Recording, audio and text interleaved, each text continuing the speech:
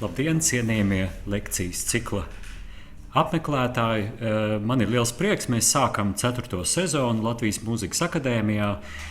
Un vēl jau lielāks prieks, ka tieši pirmā lekcija ir veltīta pētniecībai.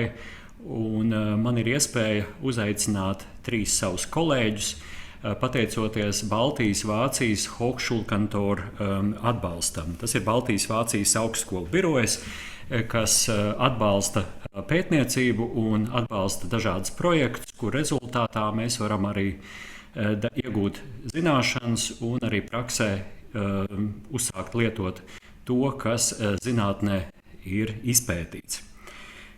Paldies par jūsu lielo interesi un par jautājumiem, kurus esam saņēmuši pieteikšanās brīdī. Esmu pārliecināts, ka uz vairākiem mēs spēsim dot atbildi. Protams, ka mūsu laiks ir ierobežots, tā ir 1 stunda. Un es varbūt šajā reizē jau gribu pateikt, ka tādi praktiski vingrinājumi, kurus iespējams sagaida tie, kas strādā klasē, tie, kas grib uzreiz saprast, kādā veidā tikt galā ar dažādām problēmu situācijām, šoreiz tādi izpaliks.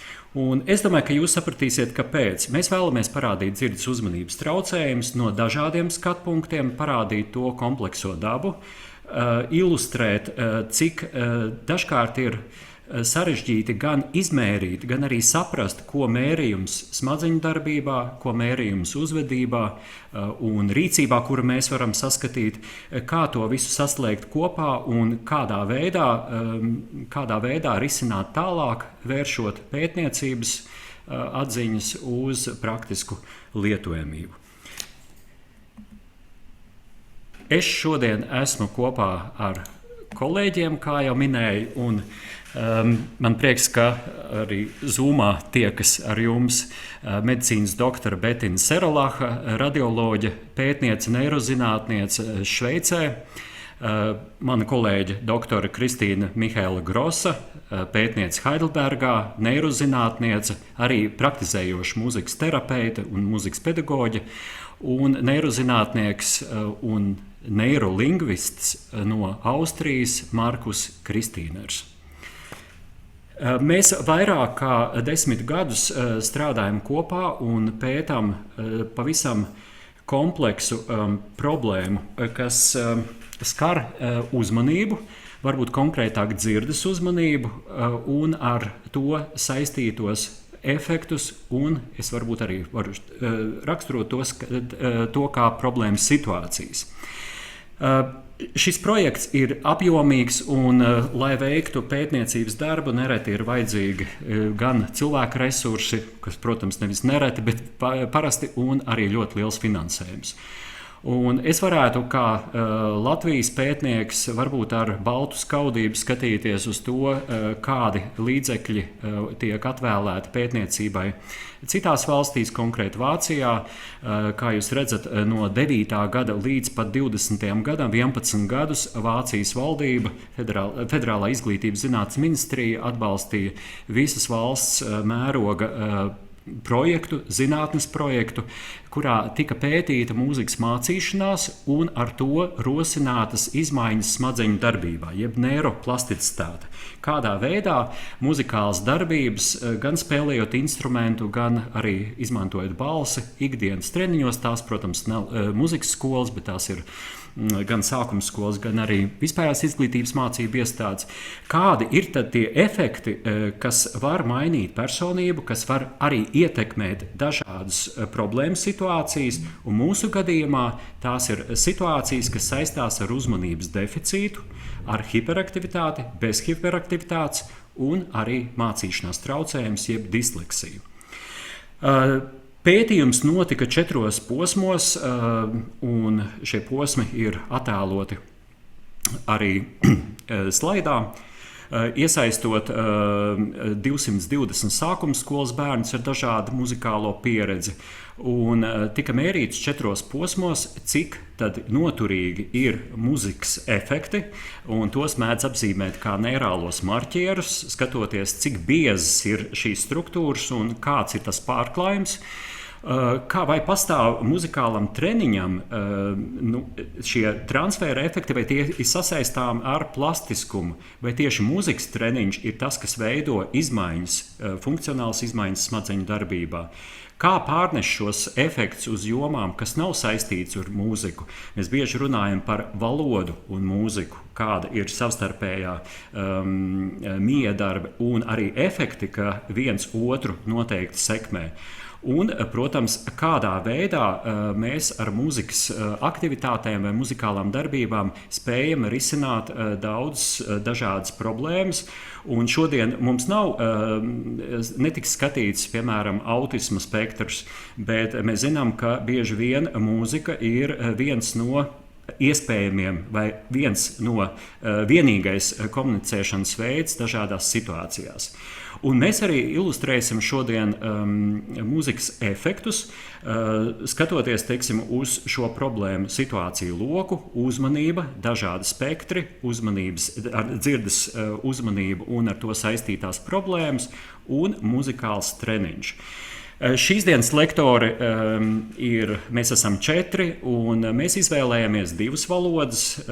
Es nevarēju nekādīgi lūgt manus 3 kolēģus runāt latviešu valodā, tāpēc slaidi būs latviešu valodā, un kolēģi informācijas sniegs angļu valodā. Un es palikšu pie latviešu valodas, un arī noslēgumā iespējams, ka varēšu būt kā tilts, ja kāds vēlas uzdot jautājumu latviešu valodā un gribēs atbildi, un šī atbilde būs angļu valodā.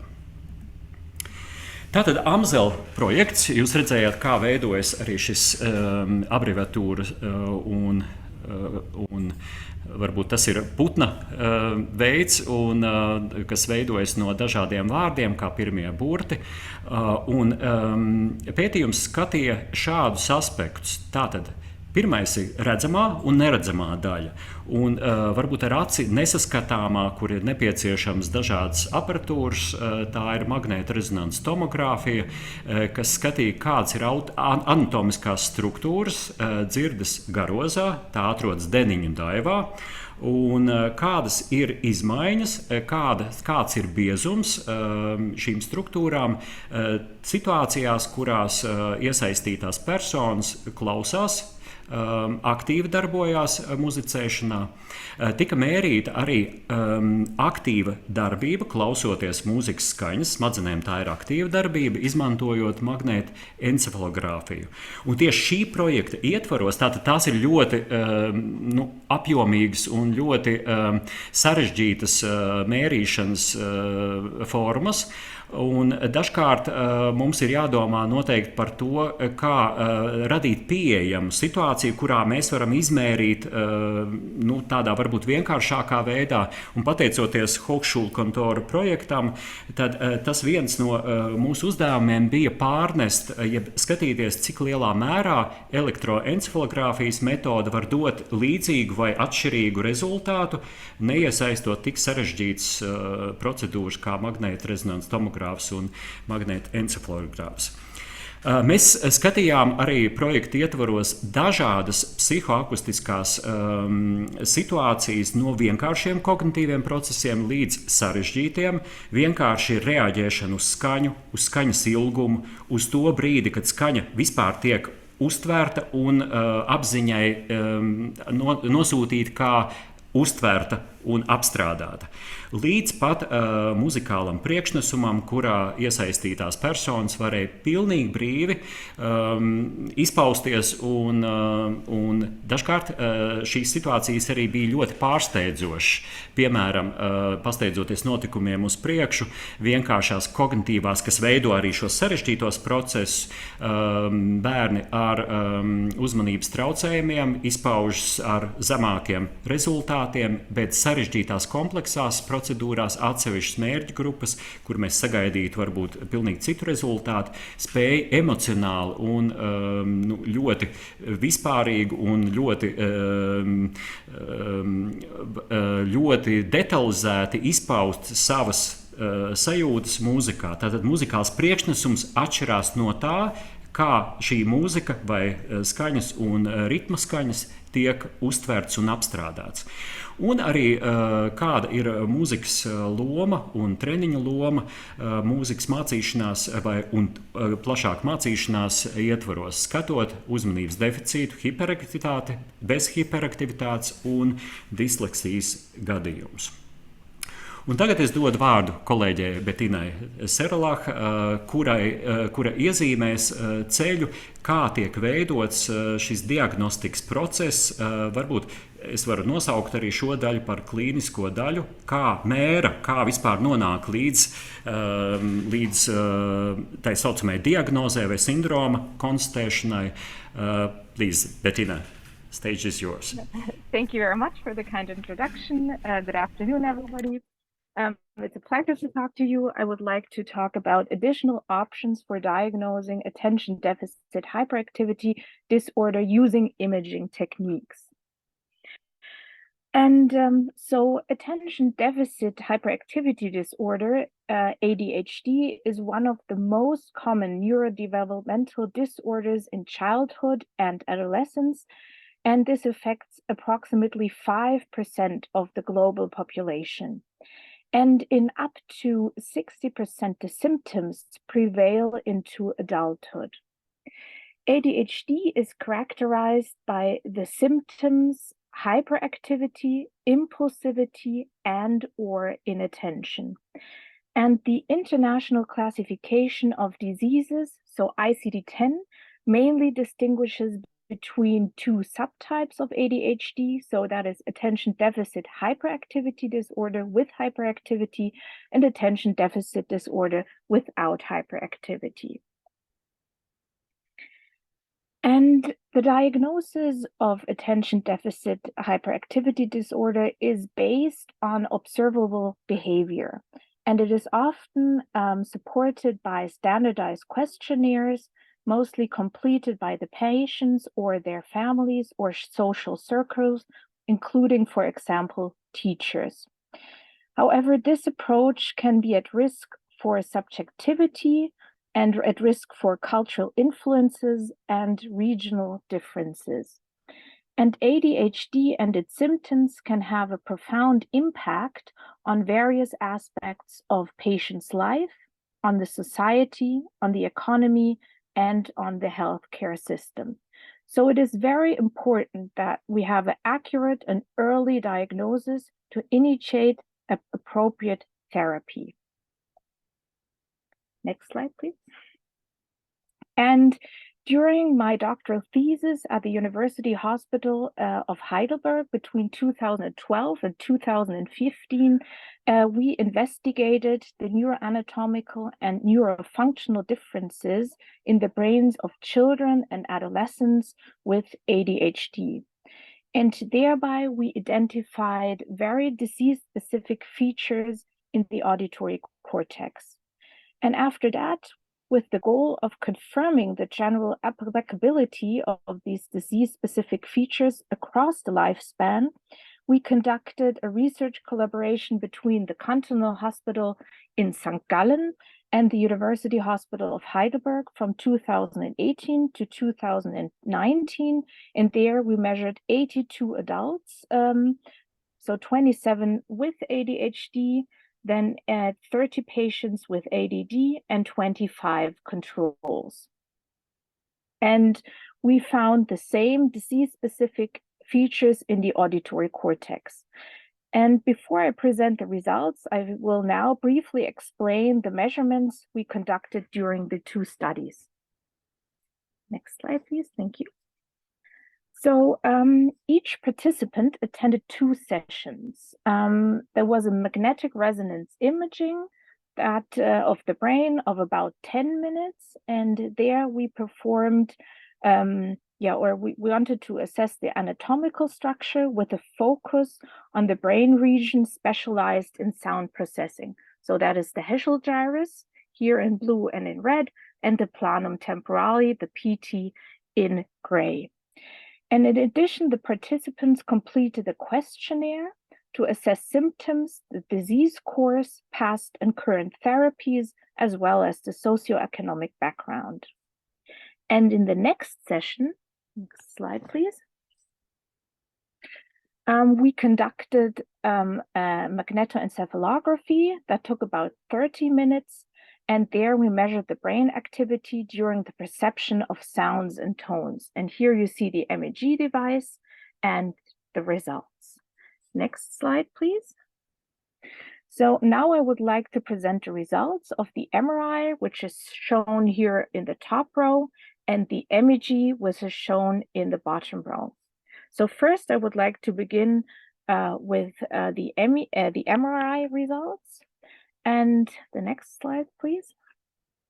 What we see is the grouped average top view of the anatomy of the superior temporal gyrus. And this superior temporal gyrus consists in the anterior part of the anterior superior temporal gyrus in blue and in red, and in the posterior part of the Heschel gyrus, again in blue and in red, and the planum temporale here in gray. And these are responsible for the processing of tones and sounds. And what we did is we calculated the gray matter volumes of the Heschel gyrus, so Hg, and the planum temporale, the Pt. And if we first have a look at the left hemisphere, what we can see that we find a clear distinction between the controls here for children and for adults, and that the controls, they show a very large Heschel gyrus and a small planum temporale.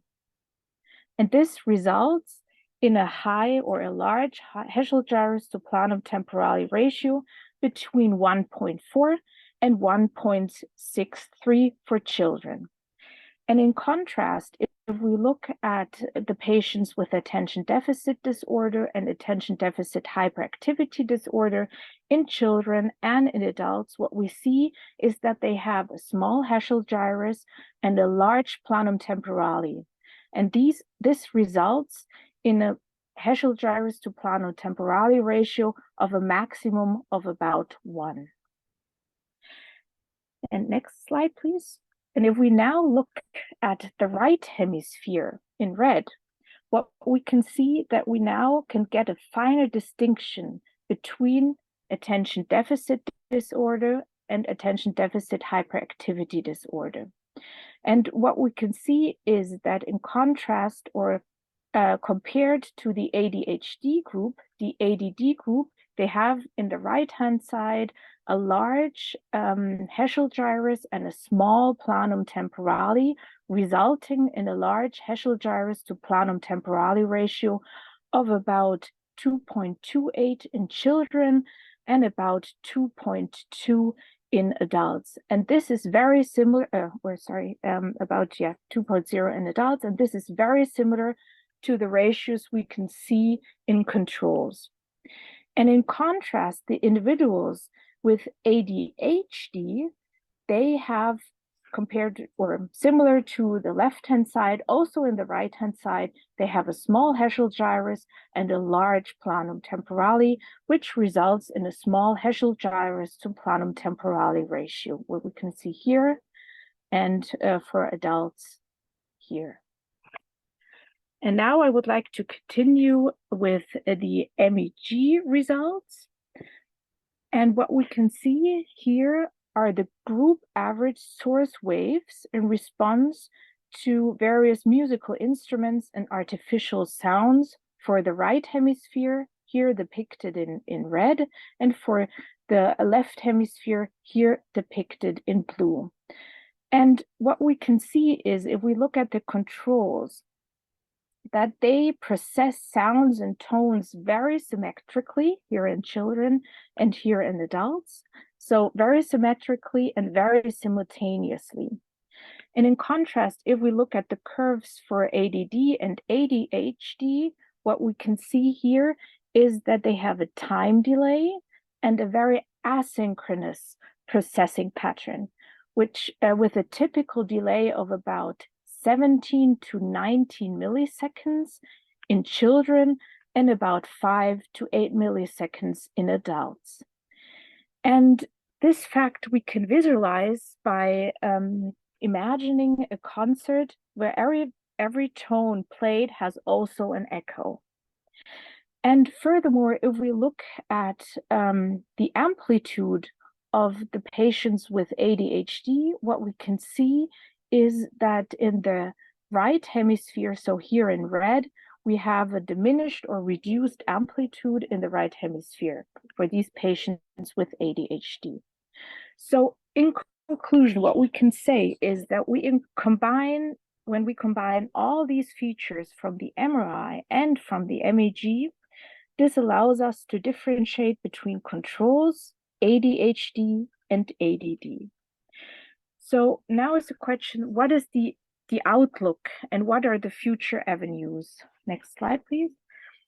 So for this brain-based diagnostic approach to gain clinical acceptance, it is very important that it is feasible to do in a few minutes. And currently the measurements, as I told you, it takes approximately 40 minutes in total for the MEG and for the MRI.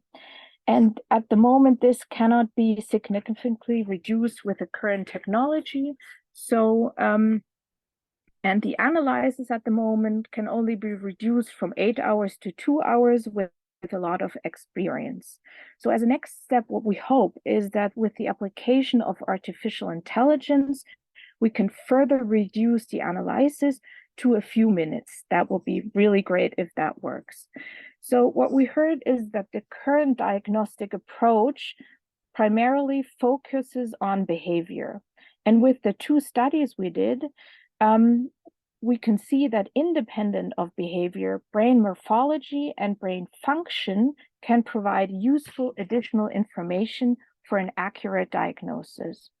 So we hope that with further studies that they can help us to uncover the pathomechanisms in the brain of ADHD, and that this provides a basis for more targeted therapeutic approaches.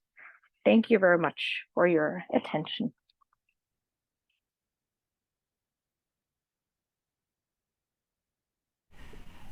Thank you, Bettina. Paldies kolēģei medicīnas doktorai Bettīnai Seralahai. Un mēs redzējām īsajā ieskatā, ka pastāv atšķirības starp smadzeņu pusēm. Tieši asinhronitāte liecina par to, ka šīs problēmas ir konstatējamas jau tādā morfoloģiskā un smadzeņu apstrādes līmenī.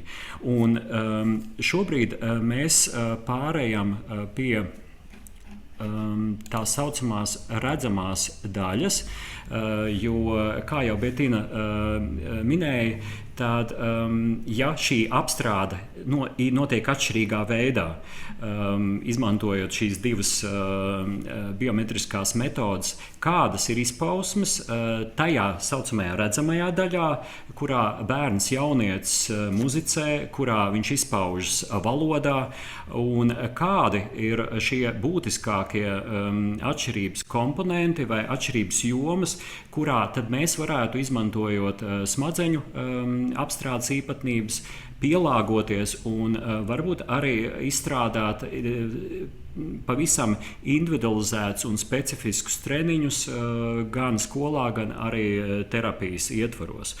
Un mēs nosaucām nākamo slaidu par varbūt tiltu vai ceļojums no šīs klīniskās, no morfoloģiskās daļas līdz pat muzikoloģiskai un sociālajai lingvistikai. Tās ir tās jomas, kuras pēta tā saucamo redzamo daļu, behaviorālos procesus vai rīcību un uzvedību, kurā bērns ir nokļuvis un kurā viņš izpaužas, kā jūs minēja, gan valodā, gan muzikā. Un turpmākais stāstījums būs Kristīnas Grosas, Markus Kristīner un manā rīcībā. Es lūdzu šobrīd Tīni Grosu. Tīna, please. Next is your slide. So thank you very much. Thank you very much, Bettina, and thank you very much, Valdis. And as you can say, for the brain, the whole is always more than the sum of its parts. We have some slightly green lines on our slides. I don't know where they appears from. So we can measure the function and the morphology of our brain, as Bettina told us, but still we do not know what is happening in the whole brain connected to the body in every situation. So as Bettina told, we measured in our 10-year, more than 10 years now, in the studies, we measured the function of the brain in controls, ADD, ADHD, and dyslexic. And we also had children who are musical experienced. What you can see on this slide is that the results revealed that musical training has a significant influence on brain activation. So the more the children make music, the faster and more synchronously the primary auditory response occurs in the left and right auditory cortex. So as you can see in the controls, we have a real slightly desynchronization, and in the musicians, it's really synchrone, the amplitudes and the lateral. We have that children with developmental problems, and they have that really big delay in time between the right and left brain response. So, and what we wanted to look at, this next slide, please, is also the auditory perception. So we had elementary sound processing and complex auditory pattern recognition. So for the more elementary sound processing, we measured frequency, the onset ramp, if a tone is more hard or soft at the beginning, the duration, the intensity, and the complex auditory pattern were meter, rhythm, melody, and subjective pitch. And here you can see the basic and elementary sound processing in controls. They are white, dyslexic are yellow, ADHD are the blue dots, and ADD are the red dots. And what we can see is that compared to the control group, all children with diagnosis showed different profiles of sound, melody, and rhythm perception. Dyslexic showed a poorer performance also in basic hearing tasks, as in frequency and onset ramp discrimination, and in all complex sound processing tasks. And children with ADHD, they were characterized by lower scores in the complex auditory pattern recognition, namely in the rhythmic and melodic measures. And the children with ADD, they did not show any auditory impairment at all in that measurements. So what we also wanted to look at is, as we have all these children in our musical practice, we developed together with Waldes Bernhoff the MUPAS test. It was the musical performance assessment scale, and this measured the ability to and the competence to perform music by singing and playing a musical instrument in relation to the musical experience. So we had 2 modules, rhythm and pitch, with 4 tasks for each module, as you can see in that nice figure here. So they had to listen to rhythmic phrases, they had to reproduce, they could improvise, they had to sight read and memorize, and that for rhythm and pitch. And then, as you can see in the picture here, they brought their musical instruments to our labs. We had a piano there, they should not carry it, but they brought their instruments and they played a piece they practiced before. And then we had musical experts who rated this performance. So, and the next slide, please. And then we wanted to see how is the musical performance compared to the music perception, the auditory perception. And here you can see the mean value differences of the 6 musical performance measures between the diagnosis groups and the control group. And we could see that the control group, the ADHD and the ADD group, performed better than the dyslexic group in the rhythmic reproduction, rhythmic improvisation, and musical expression tasks. In rhythmic reproduction, the controls got higher than the ADD group, and in rhythmic and pitch improvisation, the controls performed better than the ADHD group. And the adolescents with ADD and controls scored higher in pitch reproduction than the dyslexic group. And only in pitch improvisation, the ADD group without hyperactivity outperformed the ADHD group. And the controls also scored higher in pitch improvisation than the dyslexics. So the next slide, please. What we also did was we performed discriminant function. For that, we have, you can look at the function 1. On the function 1, we had the parameter rhythmic improvisation and musical expression. And if you draw a line from that 0 to the top, you can see that the dyslexic are on the left side and ADHD, ADD, and controls are on the right side. So this shows us that the groups are separated by rhythmic improvisation and musical expression. These two variables separated the group the best. So we assumed that compared to control and ADD, the dyslexic participants would perform worse in rhythmic improvisation and musical expression, but we did not expect that the ADHD group would perform better than the dyslexic group, since we saw in previous studies that music perception deficit occurs in ADHD and dyslexic participants. So even though rhythm-related and musical perception deficits have been reported in individuals with ADHD in our current studies, the adolescents with ADHD and ADD scored similar to controls in rhythmic improvisation and musical expressions. So maybe the ability to encode incoming temporal information is not only crucial for musical, but also for phonological processing. So in the light of our present findings, it's plausible that we could assume that the rhythmic impairment of individuals diagnosed with dyslexia affects the musical and language domain in a similar way. But of course, we need more research on that topic, and that is what we are doing. And so I would conclude that our results provide, thank you, Dzirdes, a novel insight into the differences of music processing and performance in individuals with and without neurodevelopmental disorders.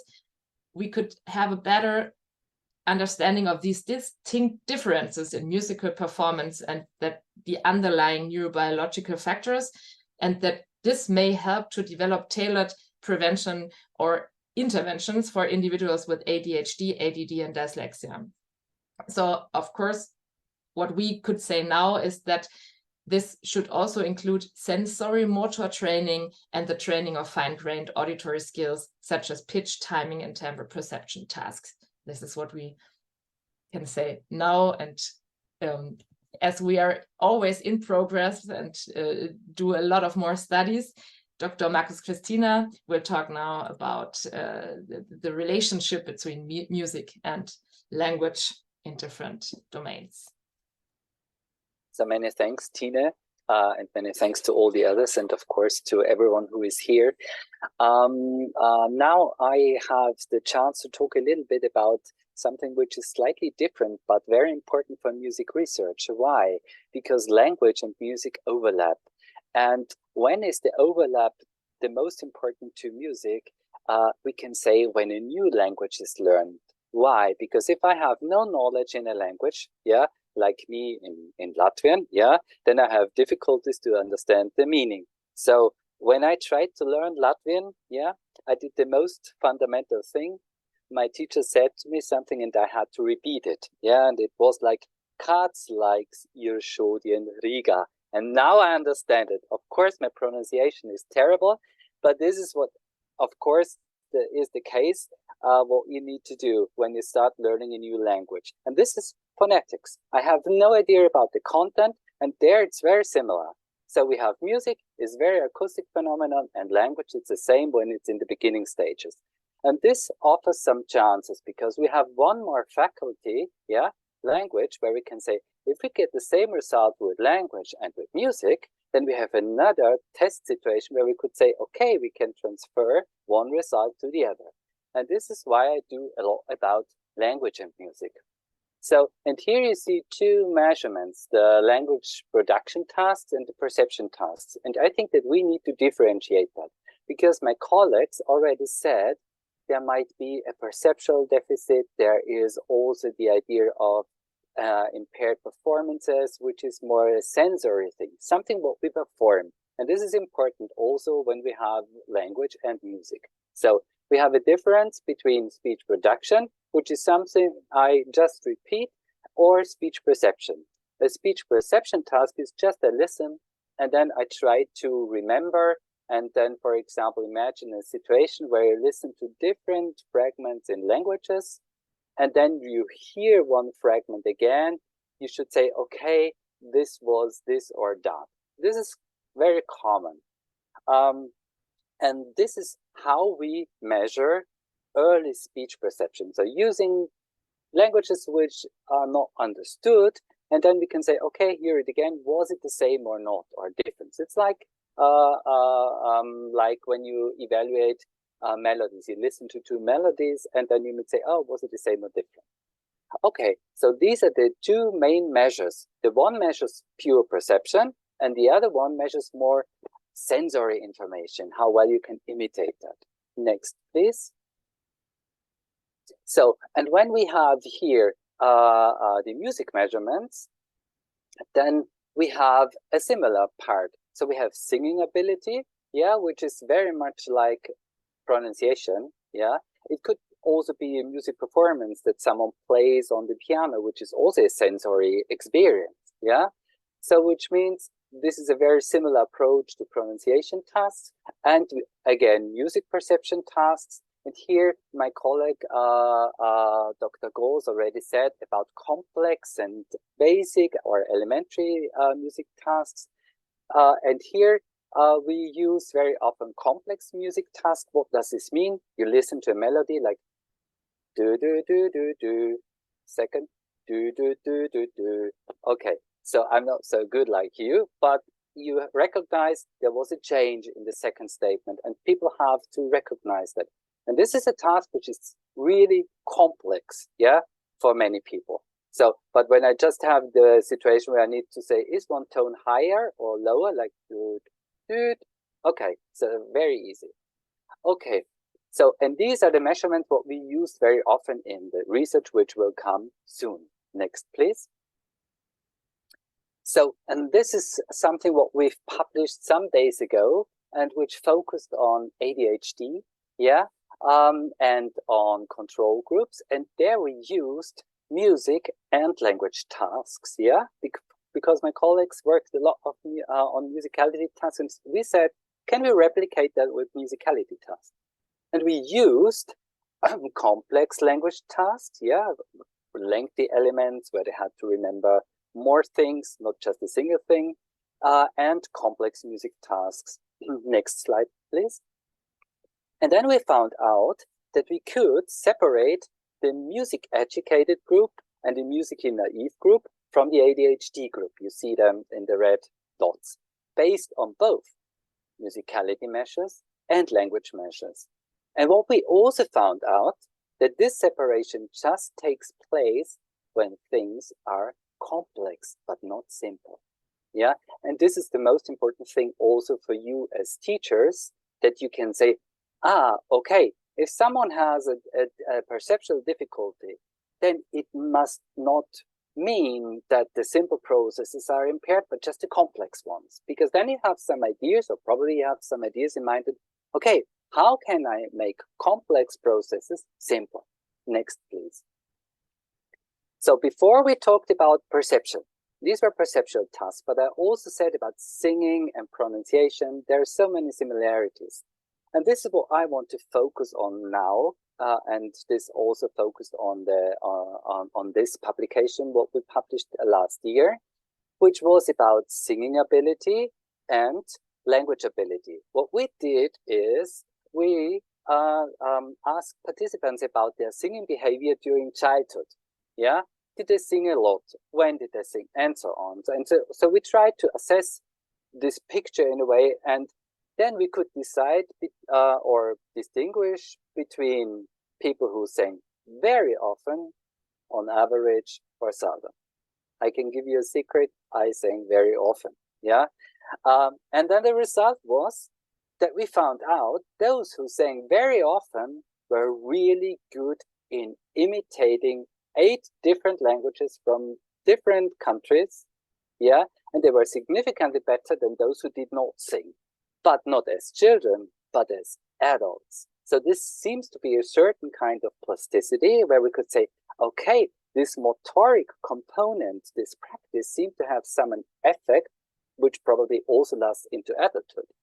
Which brings me to the next slide. Thank you. And here we also worked on adolescents and also on deficits, on dyslexia. And here we had language and music measures to be included, like what I talked about. And here we had perceptual measurements, but also production measurements, like, singing and pronunciation. And what we found out is that basically it seems to be that dyslexia have more or less a somatosensory deficit and an auditory deficit, which makes it a little bit more difficult, because we found that also N1 responses were, I think, lower or something like that. And this also is an indicator that they may have problems to translate oncoming in sounds into motoric elements.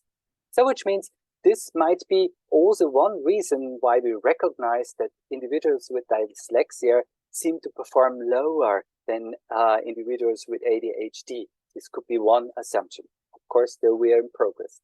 And this brings me to the next slide and to the most important ones for you. So I think that there is indeed a positive transfer from music to language in multiple domains. So which means perception, production. My colleagues before also said that musicians were very synchronized in the brain. So why not assuming that musical training has an effect on both, yeah, music and language, yeah? And this means that if individuals probably who have a deficit do a lot of music practice, then it might also be the case that they improve in both domains. What also is important is that singing ability really predicts language ability, but we need to be careful. Singing is very motoric experience, so which means more the production part, but not the perception necessarily. This is something which might be different. So, and also for individuals who have in a way a deficit, yeah, please bear in mind, of course, this might not be very new, but it's still important to say, okay, they can probably perceive and reproduce simple things, but the complexity is the problem. So because you as teachers, and I'm still a teacher, we need to be very creative and we always find a way. So, and my suggestion is that musical training facilitates also language learning processes. This is also very important. Then singing enhances sensory motor ability, and melody is very often a memory booster. Yeah, the more melodic it sounds, the better it is to remember. Yeah, and the complexity, I already talked about that. And I also have one thing based on my personal experience as a language teacher for a very long time. I can say that it is very important to stand sometimes still in the classroom and let all the students perform. Okay, thank you. Thank you, Markus, for great overview and giving us information how to connect language and music. Un patiesībā jau viss sākas no skaņas uztveres, un vai tā ir valoda formante vai mūzikā mēs to saucam par skaņu, apstrādāt vibrāciju. Un šeit mēs redzam, ka pirmās atšķirības sākas tajā brīdī, kad mēs šo vibrāciju konstatējam kā skaņu vai mūsu smadzeņu laukā, dzirdes laukā, tas iegūst skaņas veidojumu. Mēs zinām, ka skaņai ir vairākas fizikālās īpašības, un viena no tām ir tembrs. Un šī projekta ietvaros tika izstrādāts arī skaņu uztveres preferences tests, kas ļāva jebkuru klausītāju, kas ietilp šajā normās vai arī klīniskos gadījumus un individus, kuriem ir dažādas veselības problēmas, iedalīt pamatskaņu virsskaņu klausītājos. Tas nozīmē to, ka skaņa, kurai nāk līdz gan augstums, gan ilgums, gan tembrs, mēs uztveram atšķirīgi. Un šīs atšķirības nav nevis augstāks, zemāks, bet atšķirības ir vērojams veidā, kā mēs novērtējam skaņu pēc virsskaņām, jeb pēc tembra. Līdz ar to nav iedomājams, ka šis process, kurā viss sākas, jeb kurā es varu teikt, mūzika sākas, tālāk rezultētos vienādā veidā mūsu vērtējumā, jeb mūsu emocionālā rīcībā, kā mēs apstrādājam un kā mēs reaģējam uz mūziku. Tātad mēs uztveram un apstrādājam jau sākotnēji atšķirīgi pašas skaņas pamatkomponentus. Vēlākajās izpausmēs tā ir bieži mūsu patika vai nepatika pret noteiktu instrumentu, patika vai nepatika pret noteiktu augstumu, pret kombinācijām, pret daudzumu, skaņu daudzumu skaņdarbā. Un vizualizēts šeit ir šī testa pamatprincips. Jūs redzat, ka kreisajā pusē ir norādīts tātad skaņas augstums. Iztēlosimies, ka skaņa, jeb skaņu pāris, ja es nodziedātu, piemēram, tāpām, un lūgtu jūs noteikt virzienu, es domāju, ka jūs bez problēmām pateiktu, ka pirmā skaņa bija augstāka, otrā skaņa bija zemāka. Ja es izmainu šajās skaņās virsskaņas, pastiprinot vai pavājinot kādu no tām, jūs redzat, ka šeit ir pastiprināta 3., 1. skaņā 4. un 5. virsskaņa, 2. gadījumā 4., 5., 6. mainot kādu no 16 virsskaņām, tiek izmainīts arī mūsu priekšstats vai pirmais brīdis, ko mēs dzirdam ārēji un arī vēlāk to redzam smadzeņu darbībā, priekšstats par to, kāds ir skaņas virziens. Vai tas ir augstāk vai zemāk. Es ar balsi to nevaru parādīt, jo es nevaru izmainīt savas virsskaņas, es varu dziedāt tā, kā es dziedu, un arī tad, ja es nomainītu savu tembru līdz nepazīšanai, es tik un tā nekādi jums nevarētu pat nodemonstrēt dažādus virzienus viens skaņas intonēšanā. Bet es varu nodemonstrēt, kas notiek gadījumos, ja tā mēs laboratorijā veicam šādu izmaiņu, un šeit patiesības nav. Jūs varat noteikt un izmēģināt, vai kura skaņa jūsuprāt liekas augstāka un kura ir zemāka.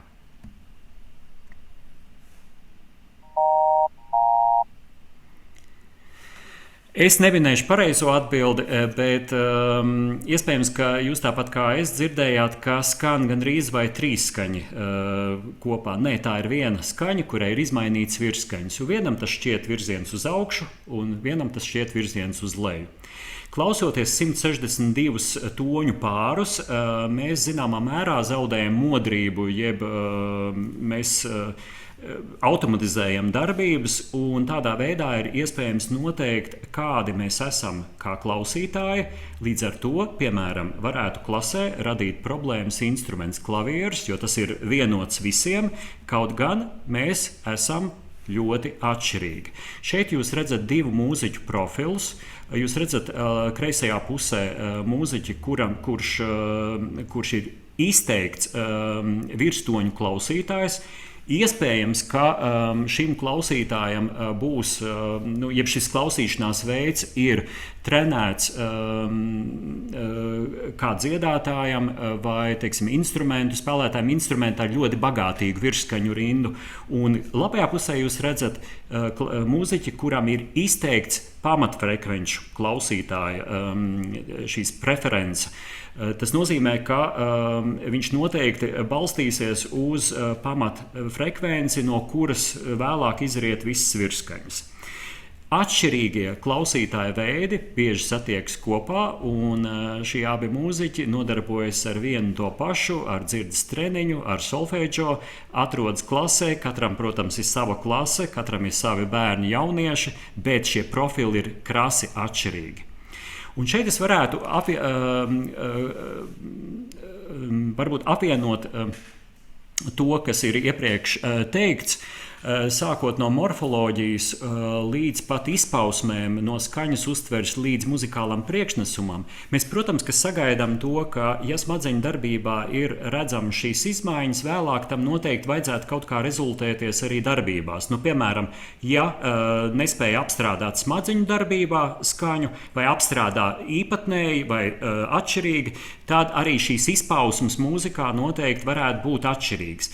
Bet, kā iezīmēja kolēģi, jūs redzējāt, ka ir vienkārši uzdevumi. Un tas, ko es rādīju arī ar skaņas uztveres, ja preferenču testu, šie ir tie vienkāršie kognitīvie soļi, kuros mēs izmēram pamatprincipus, ja kādā veidā mēs apstrādājam skaņu. Tad šīs izmaiņas kopumā šajā plašajā mērījuma klāstā ir krasi atšķirīgs. Nevienmēr tas, kas, teiksim, būs raksturojams kā asinhronitāte smadzeņu darbībā, izpaudīsies arī vienkāršos vai sarežģītos uzdevumos, kurus mēs izmantojam klasē. Nu, piemēram, virzienu mēs noteikti netrenējam ilgāk, kā, es nezinu, skolotāji labāk zinās, nu ne jau visus gadus mēs, teiksim, nodarbojamies ar šādiem iesildīšanās vingrinājumiem. Tas taču liekas tik saprotams. Saprotams ir tik tālu, kamēr mēs izmantojam vienu to pašu instrumentu visu laiku klasē. Ja jūs izmantosiet bagātīgu, teiksim, monohordu, kuram ir vairākas stīgas, vai, es nezinu, jūs paskatīsieties citā kultūrā, kādi ir Tibetas trauki skanošie un tā tālāk, jūs konstatēsiet, ka tas pats instruments jau nes šo informāciju un bieži vien pat nav iespējams noteikt attiecīgo frekvenci vai nodziedāt vienu konkrētu augstumu. Un viskrasākās šīs izmaiņas, kurās, ja sākotnēji, protams, ka uzmanības deficīts bieži vien nav pamanāms, tāpēc, ka hiperaktivitāte ir tā, kas ir redzamā daļa. Un mums šķiet, ka bērns ir kluss, nomākts, varbūt nē, bet viņš netraucē klasē. Tāda hiperaktivitāte bieži vien neļauj informāciju uztvert un apstrādāt, tāpēc, ka pats vārds jau nozīmē, ka būs viss kaut kas, būs traucējumi, kurus mēs pamanīsim. Tātad bērns, jaunietis un arī pieaugušais savā darbībā būs iespējams impulsīvs, haotisks, un tas mums ļaus arī redzēt, ka tur ir noteikts problēmas. Taču pēkšņi viss izmainās muzikālā priekšnesumā. Es, piemēram, noteikti sagaidītu, ka frāzes tiek raustītas, nespēja noturēt kaut kādus, teiksim, ilgākā laikā melodisko līniju vai nespēja iemācīties, nekas tam līdzīgs. Un mēs redzam, ka šajās izpausmēs šis indivīds parādās pilnīgi citā veidā. Kā šī informācija iegūst aptveramību un tālāk rezultējas darbībā, tas ir liels izaicinājums šobrīd gan zinātniekiem, gan arī praktiķiem. Un tas arī parāda šo sarežģīto dabu, ka varbūt, ka nevienmēr viss sākas smadzeņu darbībā. Varbūt, ka ir kaut kādi ceļi, ka no muzikāla priekšnesuma mēs varam mazināt šo asinhronitāti un mainīt šīs funkcionālās īpašības smadzeņu darbībā. Tas ir šobrīd jautājums, kuru mēs uzdodam sev, un mūsu kolēģe Hongkongā, Cham Lama, māksliniece, palīdzēja mums izveidot šādu attēlu, kur es īsumā vēlos iezīmēt. Iztēlojieties, ka mēs esam klasē, kopā ar mūsu audzēkņiem. Šeit ir attēlots skolotājs, ir vairāki bērni. Un šis puzlis, katrs mazais puzļa gabaliņš liecina, jeb ilustrē kādu no mērījumiem, kas ir saistīts ar morfoloģiskiem izmeklējumiem. Jūs redzat, music performance assessment, ar muzikālo aktivitāšu un darbības dažādiem novērtējumiem, ar complex auditory pattern recognition, ar sarežģītiem kognitīviem uzdevumiem un ar vienkāršiem, piemēram, ar vienu es iezīmēju, skaņas uztvere, elementary sound processing.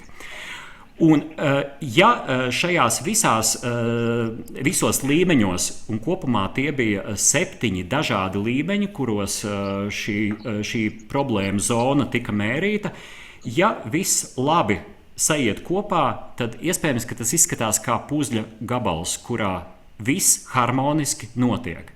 Bet var notikt arī tā, ka tikai viens šis puzļa gabals, ilustrācijā, pieņemsim, smadzeņu darbībā ir šīs atšķirības, vai kā jūs redzējāt, 2 solfēdžo skolotāji ar pilnīgi dažādiem profiliem māca vienu un to pašu, vai ir vērsti uz vienu un to pašu mērķi, šīs atšķirības var izpausties arī novērtējumā, kā mēs novērtējam mūsu audzēkni, kā mēs novērtējam mūziku, kāda mums ir teiksim, iespēja apstrādāt kompleksu informāciju.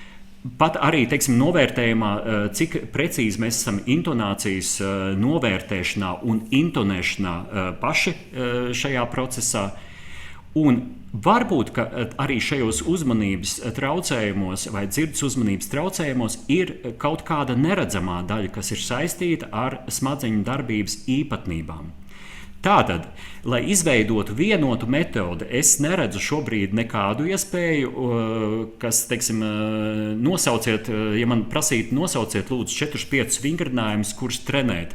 Kolēģi iezīmē, sākam ar to, ka mēs vērojam, kādas ir izpausmes. Un iespējams, ka tas, kas varētu palīdzēt saprast, kādi ir soļi, ir šie pamatprincipi. Smadzeņu darbībā mēs nevarēsim ielūkoties klases laikā, teiksim, stundas laikā, bet mēs varam skatīties, kādas ir izpausmes pavisam vienkāršu uzdevumu risināšanā. Piemēram, instruments atrodas dažādās vietās telpā. Piemēram, klavierēs ir uz klavieru, ar klavieru palīdzību tiek ilustrēti dažādi reģistri, kuros mēs ļaujam ieklausīties.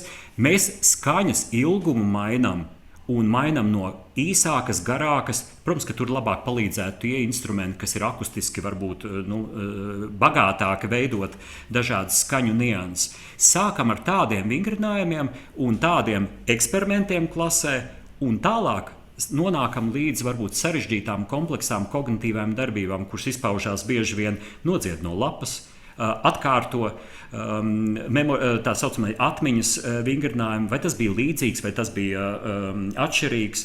Un pats svarīgākais, ka šīs izpausmes var vērot arī muzikālā priekšnesumā. Ļaujiet improvizēt. Es lietoju improvizāciju kā šauru arī un arī kā plašu. Ļaujiet izpausties dažādos veidos kopā ar kādu citu, kurā jūs mūzikas laikā varat redzēt, kā šis bērns apstrādā vai jaunietis apstrādā skaņu informāciju. Ja šie puzļi visi būtu salikušies ļoti labi kopā, iespējams, ka klasē mēs darbotos tiešām kā lielais puzlis, kur nav šo iztrūkstošo gabalu. Bet, ja šīs atšķirības kaut kādā līmenī ir eksistējušas, un tās tiešām ir, ja jau 2 skolotāji ir atšķirīgi, kāpēc lai nebūtu vairāk šo cilvēku atšķirības klasē, tad mums ir jābūt lieliem meistariem, kā mēs saskatām un kā mēs rīkojamies. Un iespējams, ja šīs ir jau nopietnas smadzeņu darbības disfunkcionāls problēmas, tad iespējams, ka tas ir cits līmenis, kurā mums muzikālās darbības ir jāveic, vai cits veids, kādā mēs ar šīm darbībām veicam. Mana paša pieredze ar uzmanības deficīta hiperaktivitāti bija ļoti interesanta, jo es gaidīju, ekspektācijas bija vienas un reālās situācijas bija pavisam citas. Šie bērni spēja tvert, liekas, ka viņš rausta informatīvo telpu uz visām pusēm. Un galu galā viss rezultējas skaistā priekšnesumā. Ko tas nozīmē? Tas ir mūsu nākamais uzdevums, un kā to salikt individualizētā terapijas veidā. Par to mēs arī šobrīd ļoti daudz runājam, un arī iesaistīsim noteikti nākotnes pētījumos praktiķus, kas no zinātnes atziņām spēj tvert un ielikt to praktiskos, metodiskos materiālos.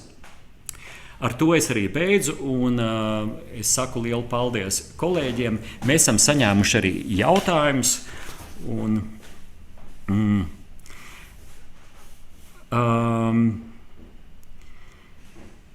Ir saņemts jautājums par praksi ar skolnieci, kas diktātu rakstīja spoguļrakstā.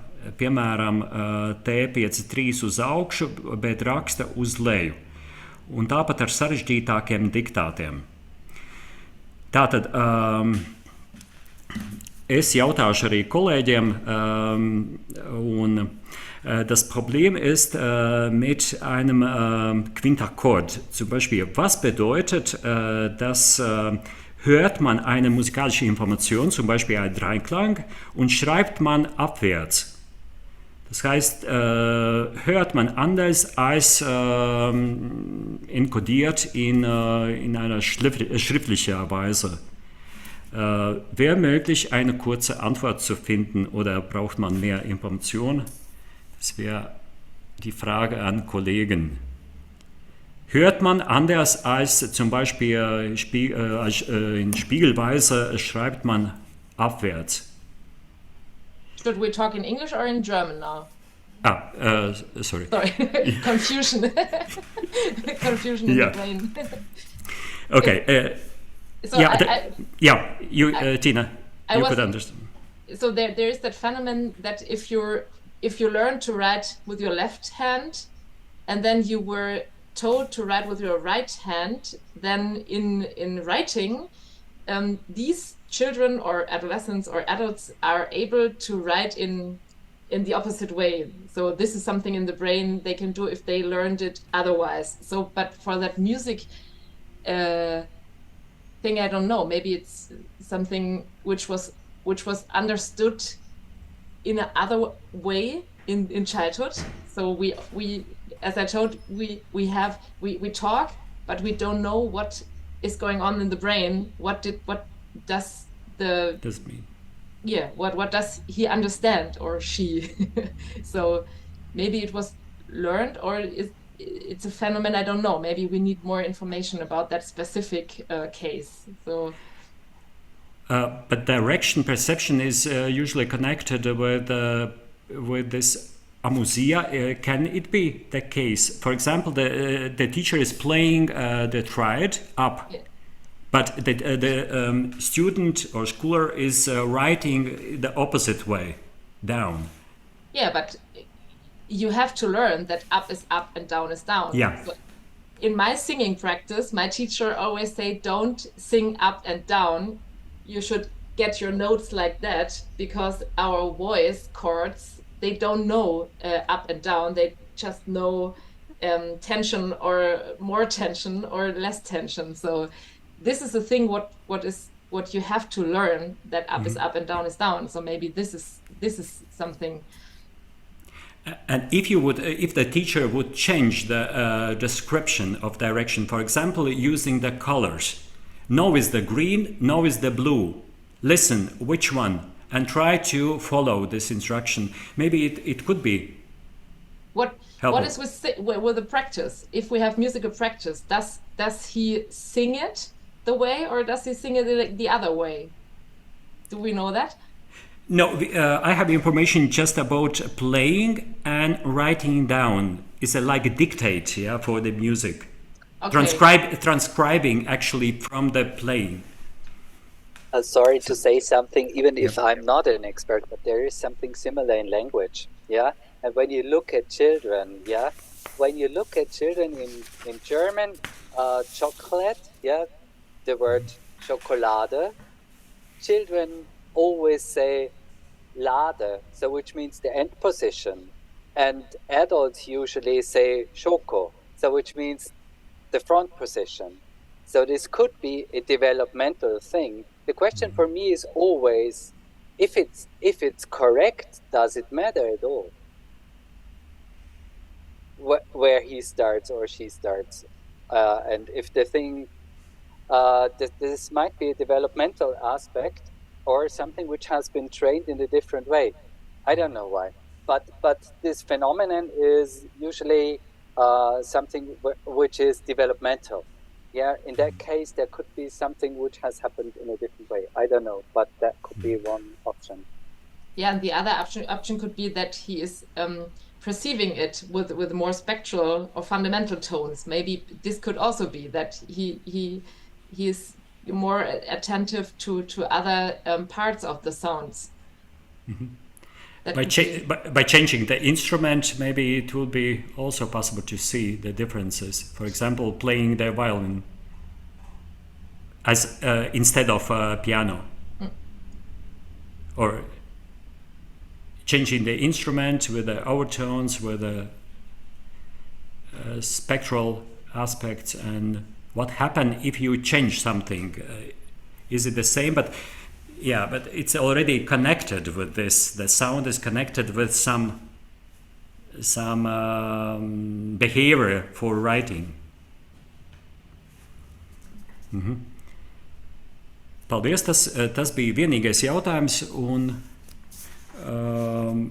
es ceru, ka tiešām mēs uz vairākiem jautājumiem, kas tika iesūtīti, mēs sniedzām atbildi, un praktiskās lietas, kā to darīt, jūs redzat, ka arī uz vienu jautājumu ir grūti atbildēt, jo vienmēr ir nepieciešama vairāk un vairāk informācija vai situācijas raksturojumi, kas dažkārt vienmēr būs par maz, jo detaļa palīdz bieži vien saprast, kāds ir cēlonis. Mēs jau redzam tikai sekas.